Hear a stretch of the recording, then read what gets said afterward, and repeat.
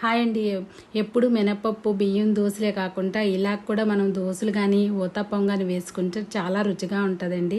దానికోసం మనం ఒక 6 గంటల ముందు సోయాబీన్స్ ఒక అరకప్పు మినపప్పు నానబెట్టుకోవాలండి. అలాగే బియ్యం మటుకి 2 కప్పులు నానబెట్టుకోవాలండి.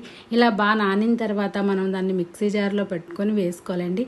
ఇలా మొత్తం అంతా పేస్ట్ మిక్సీ జార్లో వేసుకున్నాక కొంచెం మిక్సీలో వాటర్ కూడా వేసుకొని బాగా కలుపుకొని ఒక నైట్ అంతా ఇలా ఉంచుకుంటే చక్కగా పులిసి చాలా బాగుంటుందండి. మాకు పులుపు ఎక్కువ వద్దంటే ఫ్రిడ్జ్లో కూడా పెట్టుకోవచ్చు. మనకి ఉదయానికి చూసారా ఎంత బాగా వస్తుందో. ఇప్పుడు మనకి మొత్తం కావాలంటే అందులోనే కొంచెం వాటర్ సాల్ట్ వేసుకోవచ్చండి దోశలు. లేదు అంటే మనకి ఎంత కావాలో అంతే తీసుకొని మిగతాది ఫ్రిడ్జ్లో పెట్టుకుంటే మనకి 2-3 రోజులైనా బాగుంటుందండి. ఇలాగ దోశలు కావాలంటే దోశలు, ఊతప్పం కావాలంటే ఊతప్పం, కొంచెం జీలకర్ర, ఉల్లిపాయలు, పచ్చిమిరపకాయలు వేసుకొని ఇలా వేసుకుంటే టేస్ట్ అయితే మటుకి చాలా బాగుంటుందండి. సోయాబీన్స్ వేయడం కూడా మనకి చాలా మంచిది.